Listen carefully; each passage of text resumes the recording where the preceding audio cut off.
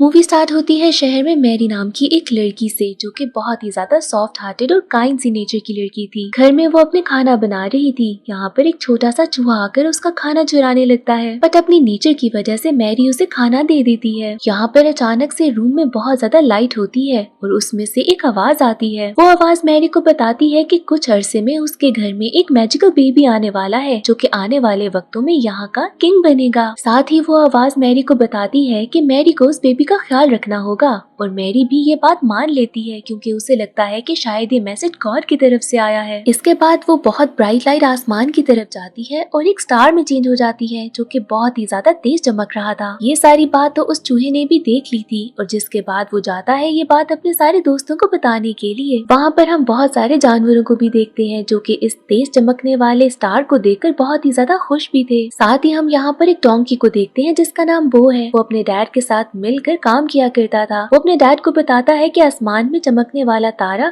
उसकी किस्मत को भी चेंज कर देगा और उसे बहुत ज्यादा लकी बना देगा। उसके डैड उसे मना करते हैं कि ऐसे ड्रीम्स तुम मत देखो और अपने काम पर फोकस करो। अब इसके साथ ही वहाँ पर बो का फ्रेंड एक बर्ड आता है, जो कि बताता है कि आज के दिन शाही सवारी निकलेगी। ये बात सुनकर बो अपने डैड को कहता है कि उस स्टार ने उसकी किस्मत बदल ही दी है, पर उसके डैड फिर भी उसे यही कहते हैं कि तुम्हें ऐसे ड्रीम्स नहीं देखने चाहिए। वो अपने डैड को कहता है कि वो एक दिन इस शाही सवारी का हिस्सा जरूर बनेगा। इसके बाद वो बाहर देखता है कि शाही सवारी यहाँ से गुजरने वाली है, जिसके बाद वो बहुत ही डिफरेंट किस्म की तरकीबें ढूंढ कर खुद को आजाद करने की कोशिश करता है, और इसी दौरान वहाँ का हाल बहुत ही ज्यादा बुरा कर देता है। अब जब उस चक्की का मालिक वहाँ पर आता है और देखता है कि उसके शेड का कितना बुरा हाल हो गया है, तो वो बो को बहुत ही मजबूती से बांध देता है। वो तो इसके बाद भी कहता है कि मैं ज्यादा देर यहाँ पर टिक नहीं सकूंगा, मैं यहाँ से जरूर निकलूंगा। नेक्स्ट सीन में हम देखते हैं कि 6 मंथ्स गुजर चुके हैं। इसके बाद भी वो वहीं पर बंधा हुआ है। यहाँ पर उसके डैड को उस पर बहुत ही ज्यादा दर्द आता है और वो प्लान करते हैं कि किसी तरीके से बो को आजाद कर दिया जाए। यहाँ पर वो एक्टिंग करता है कि जैसे वो बीमार है, और जैसे ही वहाँ का मालिक आता है, बो के फादर उसे कहते हैं कि तुम्हारे पास यही चांस है, तुम चले जाओ यहाँ से और भाग जाओ। बो के डैड उसे कहते हैं कि तुम अपने सारे ड्रीम जरूर पूरे करना, जिसके बाद यहाँ से वो भाग जाता है। इसी दौरान उसके पाँव पे चोट भी लगती है। वो भागते भागते एक घर के बाहर आ जाता है। पता चलता है कि ये वही घर है मैरी का, जिसे हमने मूवी के बिल्कुल स्टार्ट में देखा था। वो यहाँ पर अपने हस्बैंड जोसेफ के साथ रहती है। मैरी बहुत अरसे से अपने हस्बैंड को उसी बारे में बताना चाहती थी कि कैसे उसे एक दिन आवाज आई थी। यहाँ पर मैरी को पता चलता है कि टेबल के नीचे कुछ है। जब वो देखती है तो वो बो था। मैरी देखती है कि उसके पाँव पे चोट भी लगी है, जिसके बाद वो अपने स्कार्फ से उसके पाँव को पट्टी बांधती है। यहाँ पर जोसेफ भी आ जाता है, जिसके बाद जब वो बो को देखता है तो उसे यहाँ से भगाने लगता है, बट मैरी उसे मना करती है और कहती है कि हमें इसे यहीं पर रख लेना चाहिए। इसी सब के बीच में मैरी मौका ढूंढ लेती है और जोसेफ को सारी बात बता देती है। पहले तो जोसेफ काफी ज्यादा घबराता है, लेकिन उसके बाद वो भी मैरी का साथ देने के लिए रेडी हो जाता है। दूसरी तरफ वो यहाँ से भागने की कोशिश कर रहा था। यहाँ पर उसी का वो फ्रेंड बर्ड आता है और कहता है कि तुम्हारा मालिक तुम्हें बाहर ढूंढ रहा है। जब तक तुम्हारा पाँव ठीक नहीं हो जाता तुम्हें यहीं पर रहना चाहिए, ताकि तुम ठीक से भाग सको, वरना तुम पकड़े जाओगे। इसके साथ ही हम देखते हैं 3 वाइज मैन को, जो कि डेजर्ट क्रॉस कर रहे थे अपने कैमल्स पर। वो यहाँ तक आए थे सिर्फ इसीलिए ताकि वो इस मैजिकल बेबी को गिफ्ट्स दे सके। इस बात के लिए जब वो पैलेस में पहुँचते हैं तो किंग को लगता है कि शायद ये सारे गिफ्ट्स उसके लिए हैं, बट ये बताते हैं कि ये सारे गिफ्ट्स तो मैजिकल बेबी के लिए हैं। वो साथ ये भी बताते हैं कि ये मैजिकल बेबी आने वाले फ्यूचर में किंग बनेगा।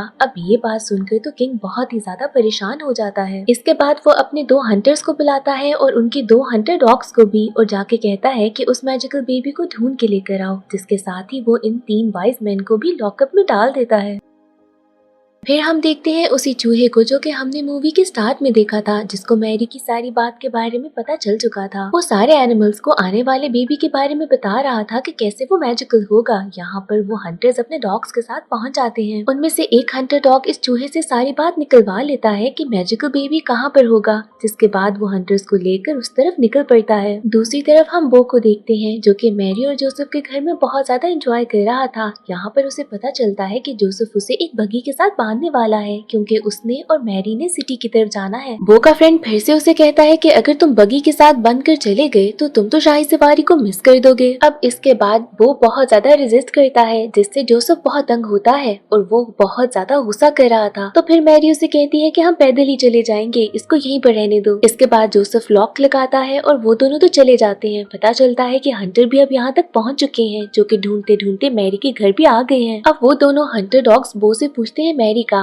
वो उसे कुछ भी नहीं बताता लेकिन उसके पाँव पे वो दुपट्टा लगा हुआ था जिसको स्मेल करके वो दोनों डॉग्स वहाँ से चले जाते हैं क्योंकि उनको अब पता चल गया था कि मैरी कहाँ गई है। अब बो को जब ये बात रियलाइज होती है तो वो निकल पड़ता है मैरी को बचाने के लिए, लेकिन हमें यहाँ पर पता चलता है कि ये एक प्लान था उन दोनों हंटर डॉग्स का जो कि अब बो को फॉलो करने लगता है। बो का वही फ्रेंड बर्ड उसे बताता है एक शॉर्टकट के बारे में जो कि दिखने में बहुत ही डेंजरस रास्ता था। ये रास्ता बहुत ही अजीब सी माउंटेन्स और क्लिफ से गुजर कर था, लेकिन बो उसकी बात सुनकर इस रास्ते को फॉलो करने लगता है। अब वहाँ पर उसे रास्ते में एक शीप मिलती है जिसका नाम रुथ था। रुथ बो को बताती है कि कैसे वो भी बहुत ही बेसब्री से मैजिकल बेबी का वेट कर रही है और वो इस ब्राइट स्टार को फॉलो कर रही है ताकि जहाँ पर मैजिकल बेबी होना है वो वहाँ तक पहुँच जाए। वो उसे भी बताता है कि कैसे एक हंटर आ रहा है अपने डॉग्स के साथ। ये बात सुनकर रुथ भी कहती है कि वो भी इन लोगों के साथ ही चलेगी सिटी की तरफ। साथ ही हम देखते हैं कि हंटर अपने दोनों हंटर डॉग्स के साथ पहुँच चुका है यहाँ पर। साथ ही हम उन 3 कैमल्स को देखते हैं जो कि वाइज मैन के थे।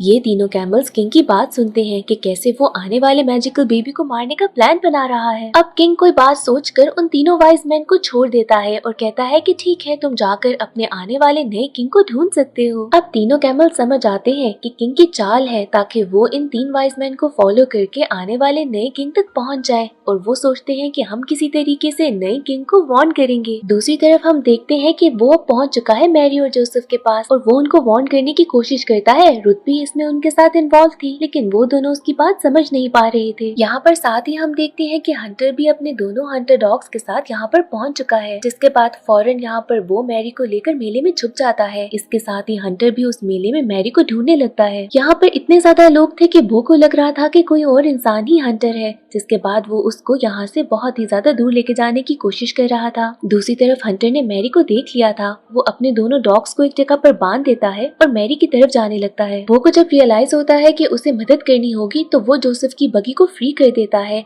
जो कि मेले की तरफ जा रही थी। यहाँ पर मेले में तो बहुत ही ज्यादा गड़बड़ हो जाती है, बहुत ही ज्यादा टूट फूट भी होती है, पर इसी की वजह से हंटर एक वेल में गिर जाता है। इसके बाद वो फिर से मैरी के पास जाता है और उसे अपने साथ आने के लिए खींचने लगता है। मैरी समझ जाती है कि ये सारी गड़बड़ वो की वजह से हुई है। दूसरी तरफ दोनों हंटर डॉग्स भी बंधे हुए थे तो वो भी कुछ कर नहीं पा रहे थे और इसी वजह से इतनी सारी तबाही की वजह से ये लोग मेले से निकाल दिए जाते हैं। जोसेफ को बहुत ही ज्यादा गुस्सा आता है कि मेले में इतनी ज्यादा तबाही हुई है सिर्फ वो की वजह से। मैरी उसको बहुत ज्यादा रिलैक्स करने की कोशिश करती है पर जोसेफ उसकी एक नहीं सुनता।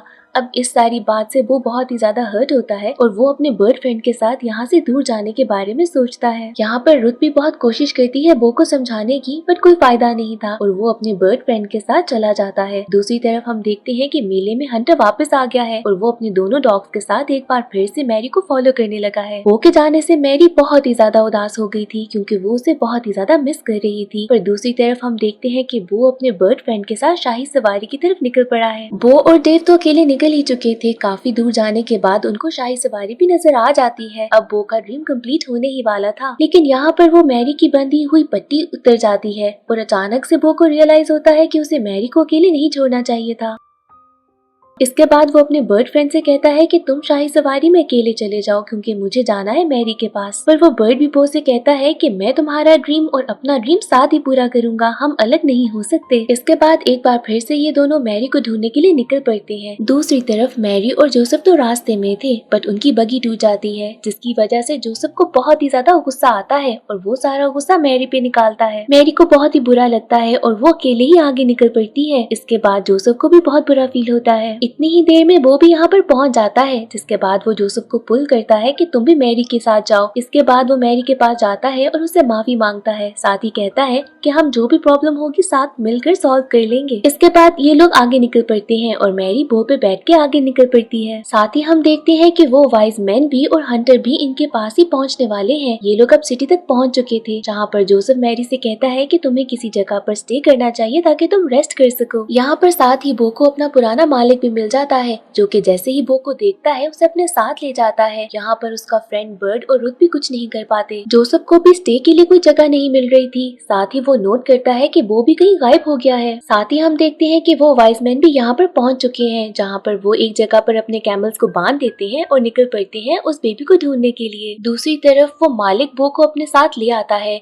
जहाँ पर वो उसे अपने ही फार्म में बांध देता है। वहाँ पर और भी बहुत सारे एनिमल्स थे, जो कि बो को एक बहुत ही इंटरेस्टिंग बात बताते हैं। वो सब बो को कहते हैं कि उस ब्राइट स्टार की शाइन यहाँ पर पड़ रही है, यानी कि मैजिकल बेबी यहीं पर होगा। एनिमल्स बताते हैं कि कैसे ये लाइट इतनी ज्यादा तेज है कि वो इतने महीनों से सो नहीं पाए। वो समझ आता है कि अब उसे मैरी को किसी भी तरीके से यहाँ पर लेकर आना होगा। वो सारे एनिमल्स को समझाता है कि बेबी को यहाँ पर आना होगा, जिसके बाद वो सारी हेल्प करते हैं बो को फ्री करने में और वो यहाँ से निकल पड़ता है। वो देखता है कि कैसे हंटर भी अब यहाँ तक पहुँच चुका है। बो को अब अपना बर्ड फ्रेंड मिलता है और रुथ, और वो उन दोनों को कहता है कि यहाँ पर हंटर पहुँच चुका है, जिसके बाद हमें हेल्प चाहिए होगी ताकि हम उसके डॉग से लड़ सकें। वो बर्ड भी चला जाता है सिटी की तरफ कि कहीं हेल्प ले सके। रास्ते में उसे वही 3 कैमल्स भी मिलते हैं। दूसरी तरफ रुथ अपने बाकी सारी साथियों के पास जाती है। वो सब लोगों को कहती है कि मेरे साथ आओ, हेल्प की जरूरत है, बट रुथ की कोई बात नहीं सुनता। अब रुथ को यहाँ पर बहुत गुस्सा आता है। वो ऊंचा सा चिल्लाती है। यहाँ पर आसमान से वही लाइट आती है जो कि सबको उस मैजिकल बेबी के बारे में बताती है। इसके बाद सारे तैयार हो जाते हैं रुथ की हेल्प करने के लिए। दूसरी तरफ हम देखते हैं कि अभी तक मैरी और जोसेफ को कोई रूम नहीं मिला। अब मैरी की तबीयत काफी खराब हो रही थी, तो जोसेफ उसे यहीं पर रेस्ट करने को बोलता है। वो भी यहाँ तक पहुँच चुका था और वहाँ पर हंटर ही कहीं पास था। वो यहाँ पर उन दोनों को खींचने लगता है, जिसके बाद ये दोनों उसे फॉलो करने लगते हैं।